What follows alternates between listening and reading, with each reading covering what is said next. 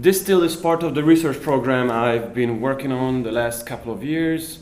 The purpose and the goal of this research to historically situate films that we call New Romanian cinema or the Romanian New Wave. This research program, I don't want to bore you with the personal details, but comes out of my deep dissatisfaction with the dominant discourses on New Romanian cinema that try to house or try to contextualize it within the larger frameworks of transparency and realism. So my initial question when I first embarked on this research program focuses on the, I would argue, and hopefully by the end of this we will see why modernist production of space in the films of New Romanian cinema, and what I would like to talk to you about today is the historical predecessors of the specific production of space that we see in New Romanian films. And I will mention several films that my colleagues already talked about. This is why this hopefully is a very coherent panel, because we touch on very similar products, motion pictures. Okay, this definitely doesn't do what I would like it to do, but it's cool. So the main concept that I'm trying to work with is a production of space, and I'm going to take a small or short theoretical detour through Lefebvre and Desserteau to get to this idea of hesitation, which plays a very important plays a very important role in my research. Let me just do this real quickly, and then I talk about the films themselves. Different conceptualizations and understandings of space have for a long time been dominated by this Cartesian differentiation between res cogitans and res extensa. We all know that physical space has been conceptualized by Descartes as an objective, measurable reality which is out there. We can point at it. It has physical existence, but this doesn't. With the arrow? Arrow. Oh, okay. It's not space, but arrow. And I do find Henri Lefebvre's work very important because, as you probably noticed in my previous comment, I'm more interested in the social circumstances of the production of space, also the social circumstances of the production of the mediums, texts that Mona was talking about. So I will side here with Henri Lefebvre, who says that space is constructed socially through the ways in which the actors and institutions use it. So in this sense, if we follow Lefebvre and his work on the production of space, we do seem to discover a dialectical relationship between top-down forces, which according to him seem to include relations of production and social regulation, as they are expressed through spatial discourses. On the other hand, we seem to be dealing with the bottom-up strategies in the production of space, where we have to pay close attention to the strategies and symbolisms of how individuals use and maneuver space. This leads Lefebvre to his notion of the lived space, which, again, according to him, preserves this steady dialectical confrontation between the ways in which the practitioners use and perform space and the ways in which state authorities, or if you want to use a Foucauldian concept, panoptical discourses attempt to control space. So I'm making use of this conceptual framework of Lefebvre in my work. As I try to inch closer to this notion of hesitation, one more small and brief detour, Desserteau, who in his work on urban spaces has compared spatial performances and spatial discourses to speech acts. This is an important theoretical move for me because Desserteau's work allows me to talk and allows me to approach space using a linguistic methodology. That's why I, what you see put into on my slide in a question format. I hope that this work will convince my future readers that it makes sense to talk about a rhetoric of space, a rhetorical analysis of space that, as I said earlier, takes into consideration the social agents using it and also the institutions attempting to control these spaces. So this brings me to a very preliminary, but nonetheless some kind of a definition of how I use the concept of hesitation in space. Hesitation in New Romanian cinema, but also in many state socialist era modernist Romanian films, is understood as a rhetorical device which illustrates the constant movement, this back and forth movement of not just the diegetic characters in the world of the film, but also audience members watching these films through various subject positions that I call, which is a process I call here on the slide, passing through and mapping of various subject positions in the process of watching the film, which is of course not just film, because as the second part of my presentation will hopefully illustrate, this is also true about the television broadcasts that Mona nicely talked about already. By the way, well, maybe more on that later. So where is this coming from? In my work, I do attempt to establish a historical connection between some pieces of the so-called New Romanian cinema, and I locate this strategy, this central strategy in these films through the concept of hesitation and the hesitant production of space. But I do want to also go back to the modernist films and show how hesitation is not something that we first see in the New Romanian films, but this gesture already exists in the late 60s in Pintilia's work, as we've heard in a different presentation today, shortly referenced, but nonetheless, I think I fully agree with Kati here that the different intermedial positions here represented in Pintilia's 69 film Reenactment can be pointed out and singled out as probably one of the most important predecessors for New Romanian cinema. What happens in Reenactment, allow me to spend 2 minutes doing this. We do see the attempts of a camera team to reenact a drunken fight between two young kids. They're probably in their early 20s, we don't exactly know. But there's various authorities and institutions and individuals who attempt to articulate this story according to their own perceived needs and their perceived social interests. So I just wanted to show you here a quick list who have stakes in this game of defining the events. First of all, it's the two young men who are about to be prosecuted if they don't cooperate. It's the state prosecutor who attempts to shoot an educational film about the event. It's a high school teacher that tries to save the boys, but also in the process cooperate with the authorities, a policeman, a cameraman. So we see various social actors, institutions making the claim that I have a privileged access to the reality of the event. And what the film, I think, illustrates to us very nicely is how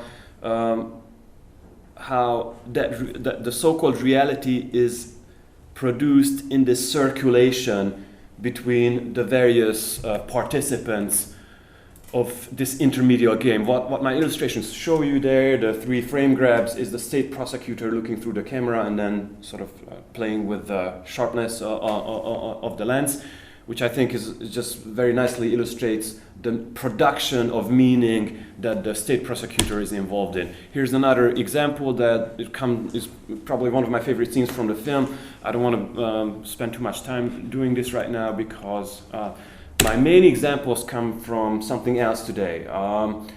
Because I also think that this circulation of meaning, this hesitant circulation of meaning, was one of the central modes in which the television broadcasts of the Romanian Revolution have been produced by various authorities. So just very briefly, a few examples here that, of course, have been brilliantly compiled by Faruqi and Ujika.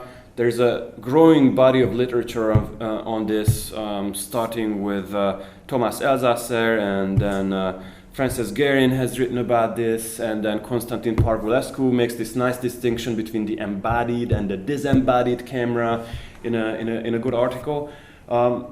I want to show you here who the players are, the so-called players who claim to have a stake in the production of this reality. Of course, as Ujika's film shows us, the first and foremost player is the state TV program that initially shows us the stable, disembodied image of the camera. We see the self-assured dictator and his gestures as the camera cuts to the crowd. Ujika's archival footage nicely shows us how speaker and listener seem to be combined and united in the space of the Central Committee Square. A few seconds later, the broadcast cuts to a close-up. This very nicely follows the so-called invisible style that we all know from mainstream dominant Hollywood cinema. The reverse shot close-up structure allows the spectator and allows audience members to be emotionally involved in the space of the celebration, the official celebration which is going on, which takes place on the square. While I'm saying this, please keep in mind the previous slide that I had about the Lefebvrean production of space, where I try to distinguish between top-down authorial forces and bottom-up quotidian forces in the production of space. This example, I think, nicely illustrates the official attempts to control space. If we side with Foucault, the panoptical attempts to dominate space. This is the famous interruption, which Thomas Elsasser and some other commentators have called the camera wobble, the wobble of or the historical wobble, where the mediated image of authority is suddenly interrupted live on the television screens, and this starts the so-called game of what I call the game or the circulation of meaning in between various participants. Who are these participants? Well, one of the participants is, for example, the hiding camera, the quotidian camera, which records the people walking away from Central Committee Square. This is the same afternoon, maybe 30 minutes after the mass rally, the mass demonstration, the official demonstration was interrupted by the people leaving. I think these images that I have put on my slide very nicely illustrates how the camera is still afraid of something. Please note how the camera is hiding behind the bars of the balcony. In the first one, you see the windowsill and the window frame. In the second one, the iron bars of the balcony. And then in the third one, the camera attempts to go closer, and you still see the bars of the balcony now out of focus.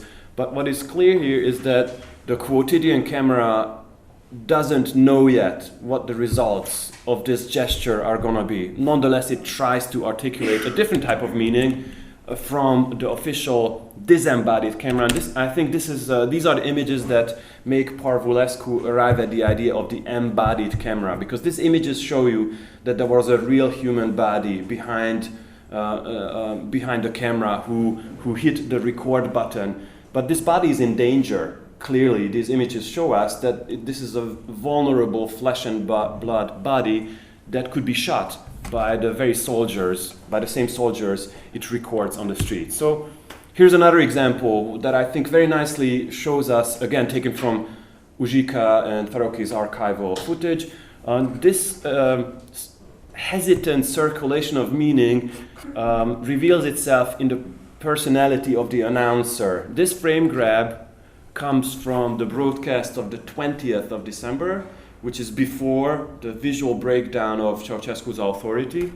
This guy here announces that the traitors are now revolting in Timișoara and nationalistic hooligans are on the street, etc., etc. So he announces, he voices the official discourses, and 2 days later we see the same guy sitting in the middle of the revolutionary group, now talking about the fall of the tyrant and how the victory belongs to the people, and talks about the bright future of Romania. Just putting these images side by side, again, I think nicely puts into the foreground this hesitant circulation of meaning that very large audiences sitting at home in front of the television screens were witnessing. There was a battle going on, a battle for meaning, which I think can be described as a hesitant battle for meaning. My last example is a British correspondent who is on the streets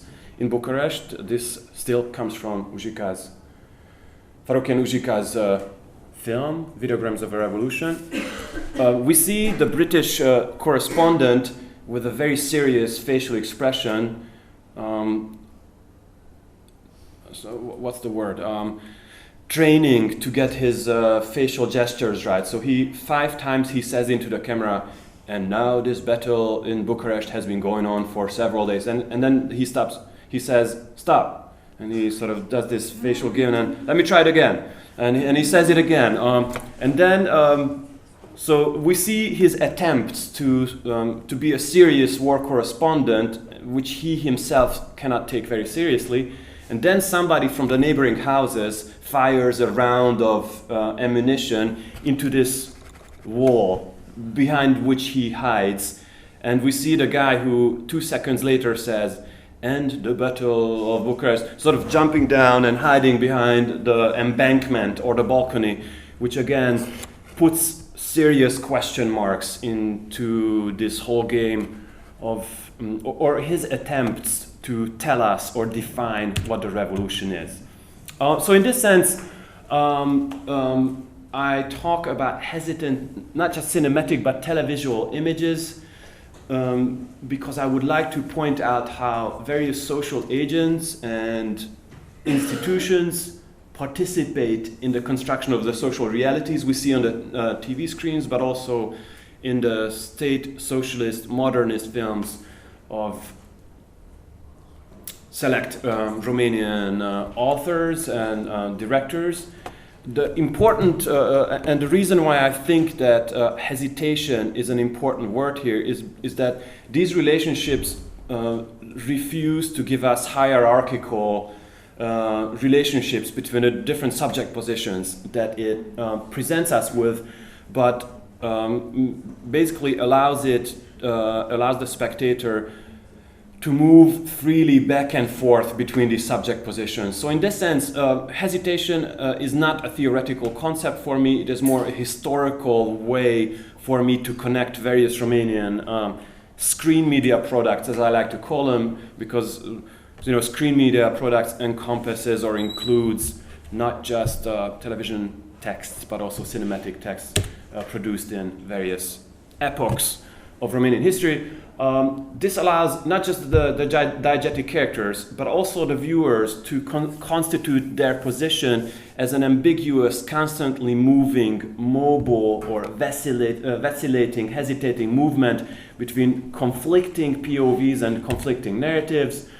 And this brings me to my preliminary conclusion, but definitely my conclusion here today. I think, and I hope that I gave you one good at least one good example why hesitation is a useful historical concept. These films allow us to map what kind of conflicting narratives and discourses existed in a specific space and time. And I do think that this is the coherent or the cohering force of also new Romanian cinema. So the project I'm working on right now, and I'm going to finish with this, is a description of the development of this modernist, hesitating gesture through the production of space, from modernist Romanian cinema through the focal point of the Romanian television broadcast of December 1989. And I'm working towards the last 3 chapters of this large project, which try to describe new Romanian cinema through these narratives and POVs and institutions. Thanks for your attention. Thank you very much.